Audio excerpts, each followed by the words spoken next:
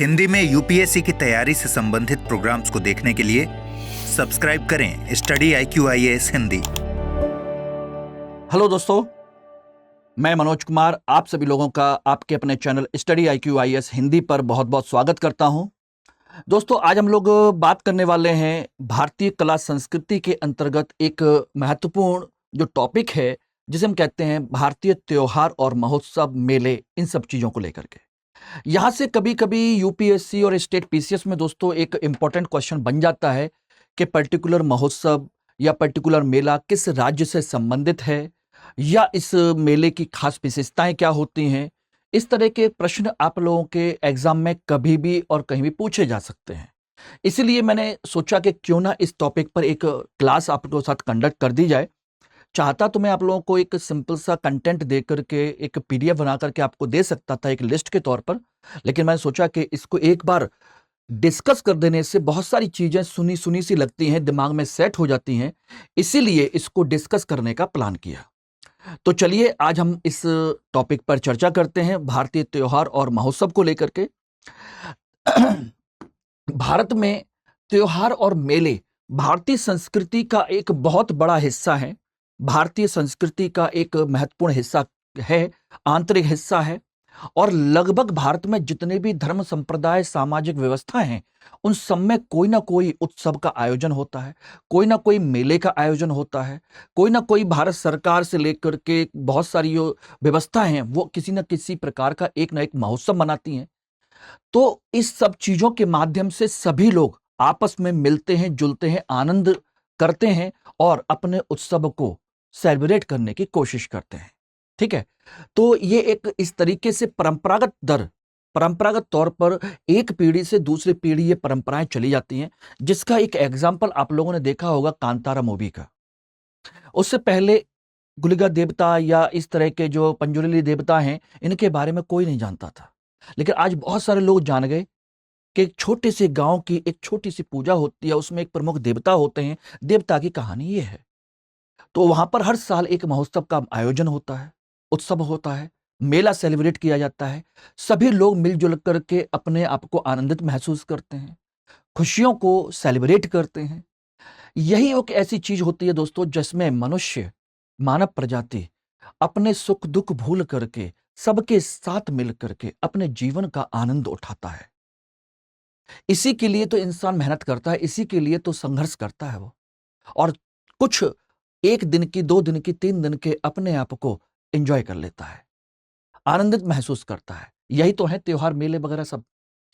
तो इन सब चीजों को लेकर के हम लोग बात करते हैं और इसमें हम देखते हैं कि त्योहार जो हैं वो आपके 2 प्रकार के त्योहार हैं, एक धार्मिक और एक धर्मनिरपेक्ष। धार्मिक हैं जो जितने भी हमारे देश में जितने भी धार्मिक संप्रदाय हैं वो अपने अपने कुछ ना कुछ धार्मिक त्योहारों को सेलिब्रेट करते हैं। जैसे हिंदू, मुस्लिम, सिख, ईसाई ऐसे हैं। तो हिंदुओं का प्रमुख त्योहार दिल्ली वो आपका दिवाली है, होली है। आपका देखेंगे मुस्लिमों का ईद है, बकरीद है, मुहर्रम है, जो भी है, ठीक है, सभी बारात है। ईसाइयों का ईस्टर है, गुड फ्राइडे है, क्रिसमस है, इन सबको सेलिब्रेट करते हैं। उसी प्रकार से सिखों का देखेंगे तो गुरु पर्व है, प्रकाश पर्व है। इस तरह की जो चीजें हैं वो सब आपके धर्मों में मनाई जाती हैं।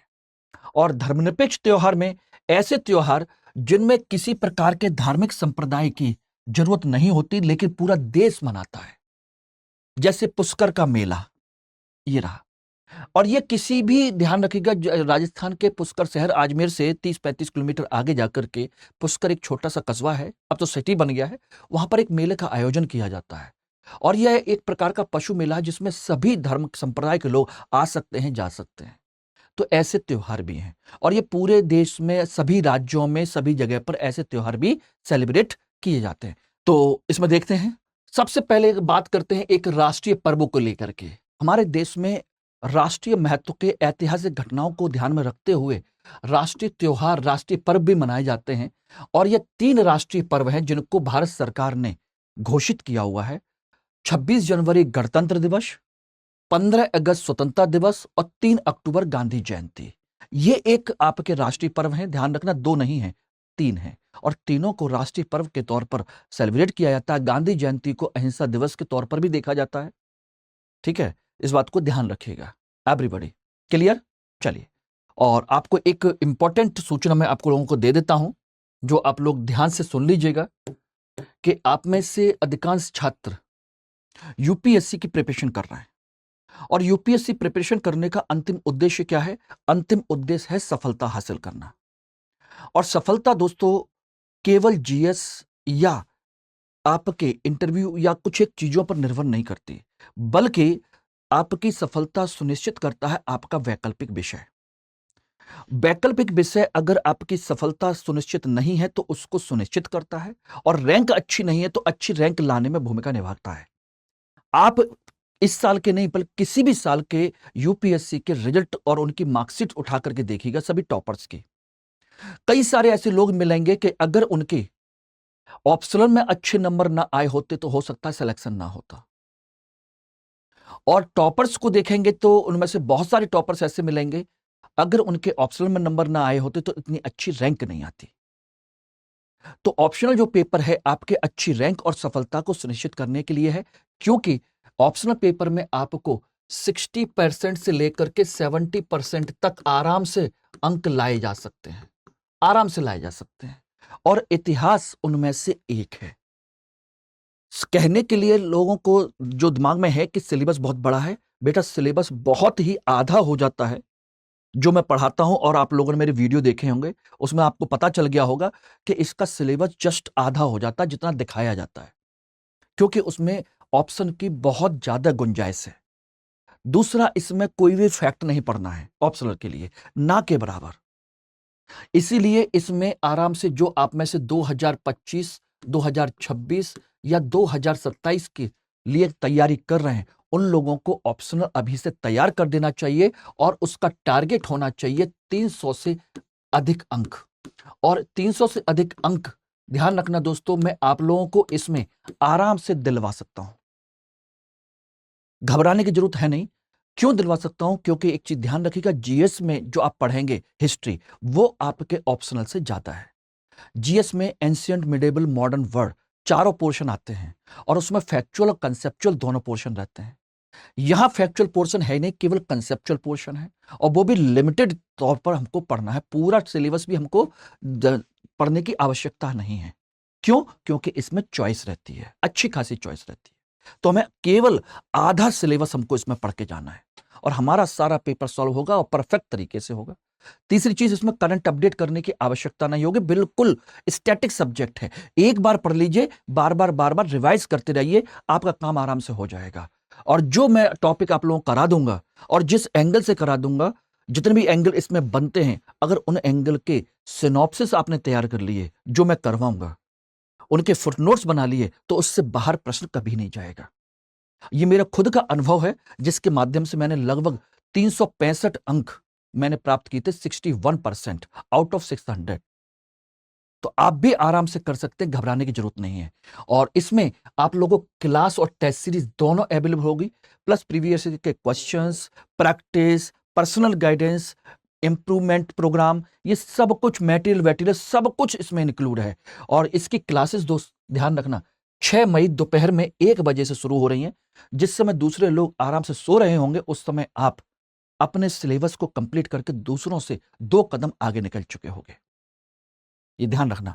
और इसमें मेरा कोड अगर आप यूज करेंगे, हालांकि पढ़ाऊंगा मैं ही, तब भी अगर मेरा कोड यूज करेंगे तो आपको डिस्काउंट के साथ में 15,999 रुपए में आपको ये कोर्स मिल जाएगा। तो 6 मई बिल्कुल स्टार्टिंग से अपने क्लास को मत छोड़िए, ज्वाइन कर लीजिए। ओके, भरोसा रखिए, मैं आपके भरोसे को टूटने नहीं दूंगा। दूसरी बात कि आप में से जो भी छात्र 2025, 2026 या 2027 के लिए तैयारी कर रहे हैं, वो आप अभी जीएस का हिंदी का 7th बैच मई वाला, इसको स्टार्ट कर सकते हैं।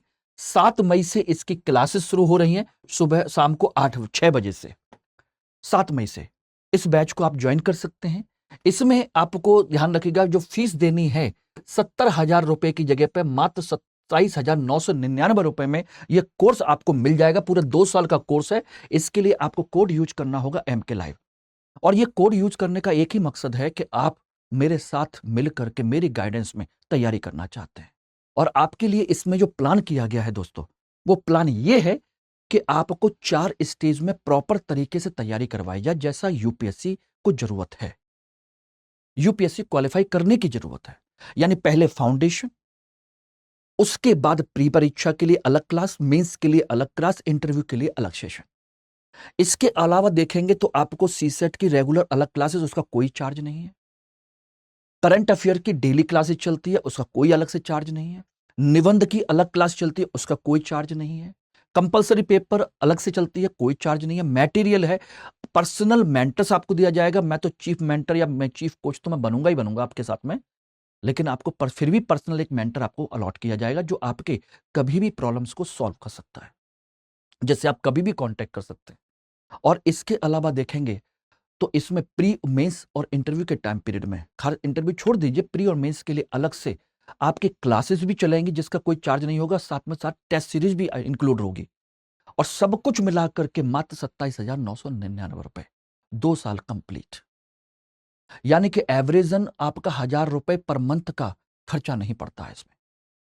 और इसके अलावा देखेंगे तो आपको इसके साथ में एक सबसे बड़ा प्लस पॉइंट 18 किताबों का, ऐसी किताबों का सेट है जिसमें आप पढ़ेंगे तो आपको बाजार में मिलने वाली जो बड़ी नामी गिरामी किताबें हैं, उनके कंटेंट से कई गुना ज्यादा बेहतर कंटेंट है इसमें, कई गुना ज्यादा। इसलिए नहीं बोल रहा हूं कि ये स्टडी आईक्यू की अपनी किताबें हैं, बल्कि इसलिए कि बहुत अच्छा रिसर्च करके बनाई गई हैं, और जिनकी मार्केट कॉस्ट कम से कम 10,000 रुपए है, जो इसके साथ में आपको अभी अवेलेबल हो जाएंगे। तो इससे बेहतर है कि आप इस बैच को प्रॉपर ज्वाइन करके इसका फायदा उठाइए, मेरे साथ जुड़िए और तैयारी को सुनिश्चित कीजिए।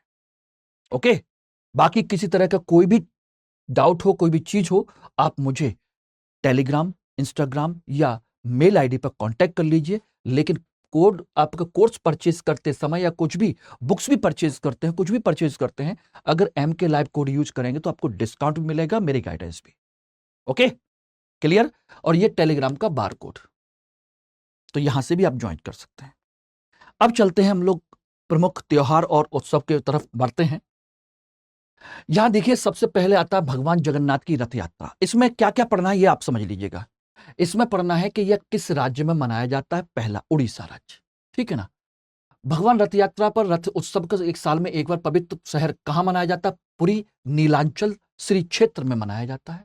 यह आषाढ़ महीने के दूसरे दिन पड़ता है, और 3 मुख्य देवताओं देवताओं भगवान बलभद्र, देवी सुभद्रा और भगवान जगन्नाथ, यानी कि उनकी बहन सुभद्रा और उनके भाई जगन्नाथ, इन सब को के क्या बनाए जाते हैं? देवताओं की मूर्तियां बनाई जाती है, और उनके तीनों के रथ बना करके उसको सेलिब्रेट किया जाता है। ये रहे, और तीनों के जो रथ हैं, उन तीनों के रथ के नाम ये रहे: नंदी घोष, तालध्वज और देवदलन।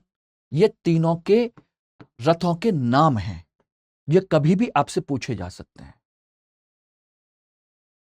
क्लियर। साल में एक बार सेलिब्रेट किया जाता है।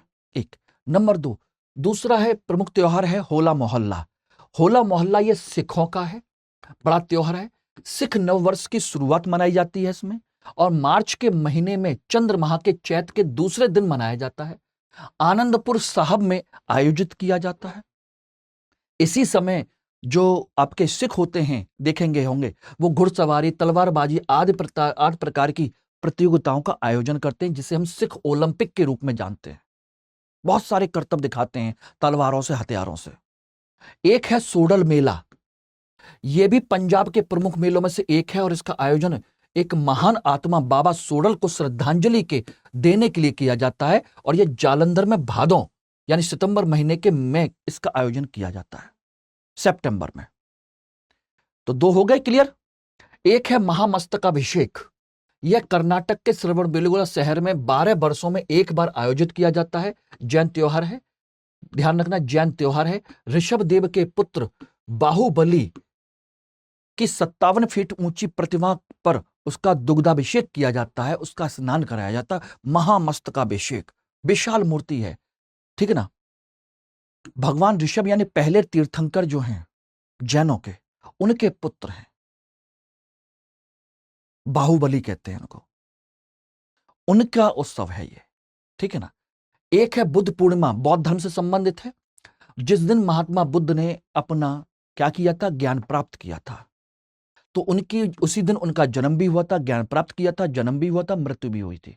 कहा जाता है कि सब कुछ बुद्ध पूर्णिमा को ही उनको हुआ था। और यह अप्रैल मई माह के महीने में आता है और उत्तर पूर्व राज्यों में कुछ ज्यादा ही मनाया जाता है। सिक्किम में इसे सागा दावा या दशा कहते हैं। थेरवाद परंपरा में विशाखा पूजा की जाती है, विशाखा पूजा, ठीक है ना, ध्यान रखना। और इसका प्रमुख क्षेत्र कौन सा, उत्तर प्रदेश का सारनाथ और बिहार का बोधगया। सारनाथ जहां पहला प्रवचन दिया, बोधगया जहां पर पहला उनको ज्ञान प्राप्त हुआ था। तो बुद्ध पूर्णिमा। एक है हेमिस गोम्पा। हेमिस गोम्पा ये कहां पर है, गुरु रिनपोचे पद्म संभव की जयंती मनाने के लिए लद्दाख में मनाया जाता है, हेमिस गोम्पा मठ, ठीक है ना। और यह त्योहार बुराई पर अच्छाई की जीत का उत्सव है। मुख्य आकर्षण है बौद्ध लामाओं द्वारा किया जाने वाला मुखौटा नृत्य। ये रहा। तो ये किसका है, बौद्ध धर्म से संबंधित है। गुरु रिनपोचे पद्म संभव की जयंती मनाई जाती है लद्दाख में, ठीक है ना। एक है लोसर महोत्सव। यह पूरे अरुणाचल प्रदेश में मनाया जाने वाला मुख्य त्योहारों में से एक है और यह तिब्बती नववर्ष का प्रतीक है अरुणाचल प्रदेश में। अब कहोगे अरुणाचल प्रदेश में तिब्बत में होना चाहिए, लेकिन परंपरा एक ही है। जो इस क्षेत्र में रहने वाले बड़े तिब्बती और बौद्ध समुदायों के साथ जुड़ा हुआ है। आमतौर पर बौद्ध धर्म के महायान संप्रदाय को मानने वाली जनजातियों जैसे सेरुकपेंस, खंबा, मेम्बा, मोनपा जनजातियों के द्वारा मनाया जाता है और यह त्योहार 3 दिन तक चलता है। प्रत्येक वर्ष 11 फरवरी को शुरू होता है। इतने जितने को मैं सर्कल कर रहा हूं, अंडरलाइन कर रहा हूं, उतने ही पॉइंट आप लोगों को याद रखने हैं। उससे ज्यादा आपको इसमें कुछ और करने की आवश्यकता नहीं है। ओके। एक है खजुराहो नृत्य महोत्सव। भारत सरकार ने मध्य प्रदेश की कला परिषद के सहयोग से 1975 में इस महोत्सव की शुरुआत की। खजुराहो जानते हैं, कंदरिया महादेव मंदिर, चंदेल शासकों की राजधानी, एक तरीके से सांस्कृतिक राजधानी, प्रशासनिक राजधानी। और वहां पर एक से बढ़कर एक मंदिर बनाए गए, कला के बेहतरीन नमूने, विशेषकर नागर शैली के मंदिर उत्तर भारत की। तो वहां पर नृत्य के इस उत्सव का उद्देश्य है राज्य के पर्यटन को बढ़ावा देना और खजुराहो के मंदिरों में निहित सुंदरता और श्रृंगार रस को उजागर करना। नववर्ष, नववर्ष कौन सा, 1 जनवरी वाला नहीं, बल्कि चैत्र नववर्ष, ठीक है ना। चैत्र में जो हिंदू नववर्ष मनाया जाता है वो।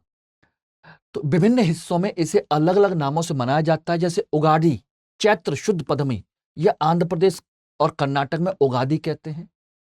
गुड़ी पड़वा, गुड़ी पावा महाराष्ट्र में कहते हैं। गोवा में इसे संवत्सर पर्वो कहते हैं। पश्चिम बंगाल में नव बरस कहते हैं, पोइला वैशाख। तमिलनाडु में डपु थंडू कहते हैं और केरल में इसे विशु कहते हैं। तो अलग अलग नाम है और इनके हो सकता है मैचिंग में पूछ लिया जाए आपसे, मैचिंग में भी आपसे पूछा जा सकता है। ओके। एक है सैर ए गुल फरोशा, शैर ए गुल फरोशा। सैर ए गुल फरोशा ये फूल वालों की सैर के नाम से जाना जाता है। फूल वालों की सैर एक उत्सव है और ये भारत सरकार ने इसको फिर से शुरू किया था। पुरानी दिल्ली में आयोजित किया जाता है, फूलों का वार्षिक त्योहार है, सांप्रदायिक सौहार्द का प्रतीक है। पंखों या ताड़ के पत्तों या पंखों का जुलूस जिन्हें फूलों से सजाया जाता है। मेहरौली में ख्वाजा बख्तियार काकी की कब्र से योग माया मंदिर तक ले जाया जाता है, जहां पर ख्वाजा बख्तियार काकी हैं, उनकी कब्र से लेकर के योग माया मंदिर तक इसको लिया जाता है। कहा जाता है कि इसकी शुरुआत मुमताज महल ने की थी, शाहजहां की जो पत्नी थी, उन्होंने शुरू किया था। बाद में अंग्रेजों ने इसे प्रतिबंधित कर दिया और 1962 में भारत सरकार ने इसे फिर से शुरू किया, ठीक है ना। एक है त्यागराज आराधना। त्यागराज आराधना यह तमिल संत और संगीतकार पी त्यागराज के समाधि दिवस के उपलक्ष्य में आयोजित किया जाता है, क्योंकि उन्होंने खुद से अपनी समाधि ली थी। और इसके साथ इनकी तमिल त्रिमूर्ति कहलाती है मुत्थु स्वामी दीक्षितार और श्याम शास्त्री के साथ संत त्यागराज कर्नाटक संगीत की त्रिमूर्ति कहलाती है।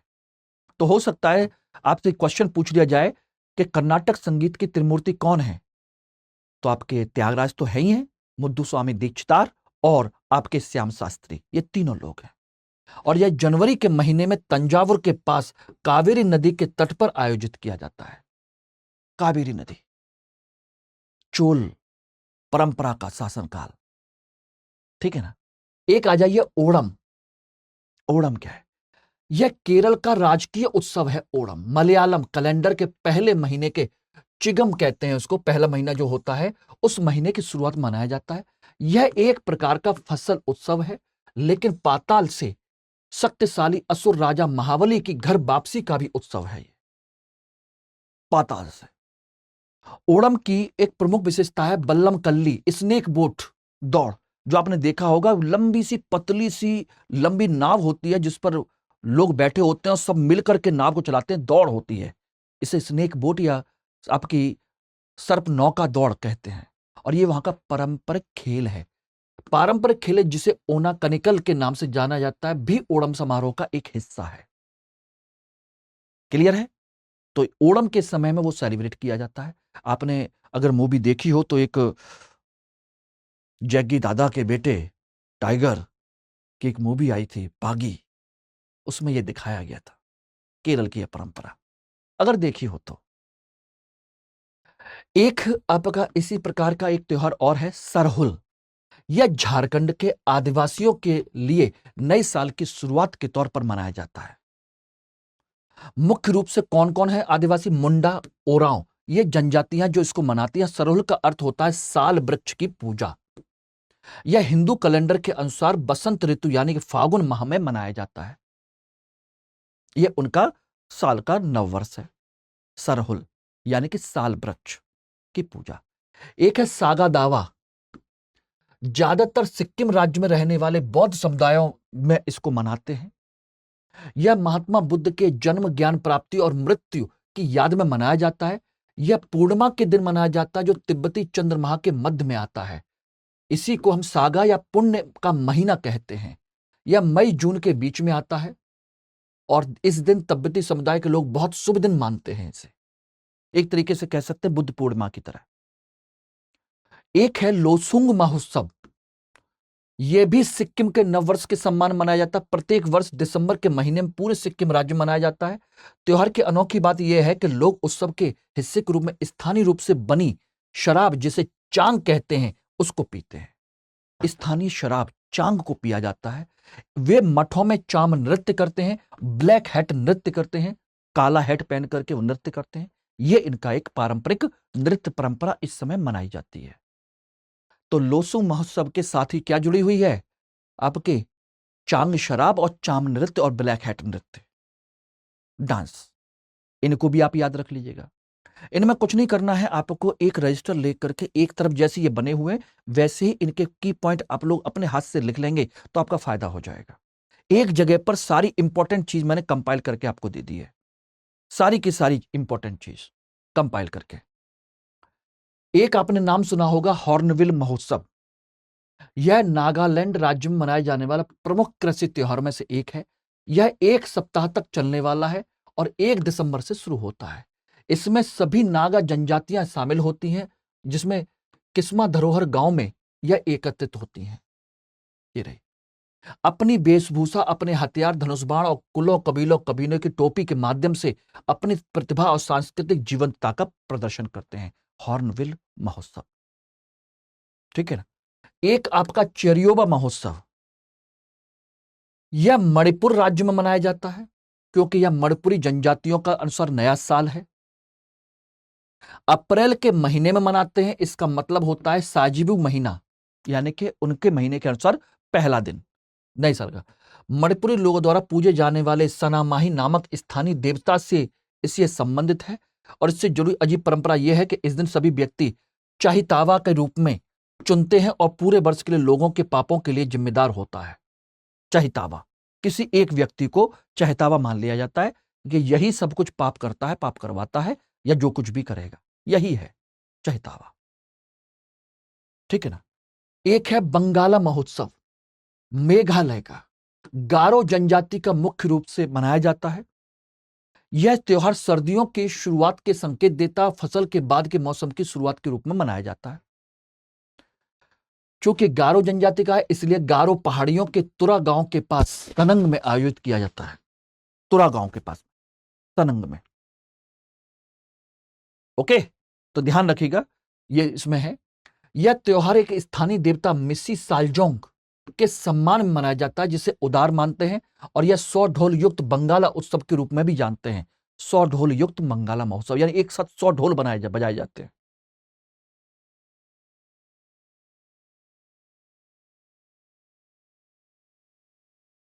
ओके, एक अगला है कांगचिंगबा। आप लोग सोच रहे होंगे कि सर ने तो ऐसे ऐसे नाम बताए हैं कि बस पूछिए मत।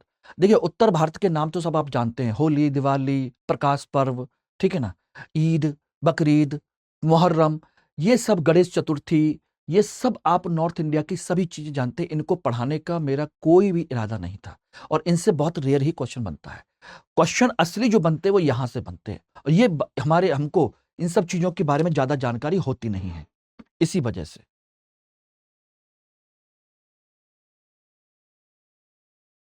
ओके, तो ध्यान रखना। तो कांगचिंगबा ये मणिपुर का उत्सव है, ठीक है ना, हिंदू त्योहारों में से एक है। यह उस जगन्नाथपुरी की रथ यात्रा के समान है। इसमें भी रथ यात्रा निकाली जाती है। 8 दिनों तक यह भी चलता है, जो प्रत्येक वर्ष जुलाई के महीने में मनाया जाता है।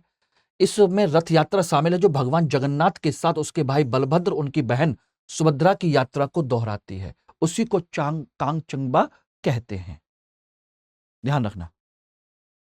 अगला है अंबुबाची मेला। अंबुबाची असम राज्य के गुवाहाटी में कामाख्या मंदिर के परिसर में आयोजित किया जाता है।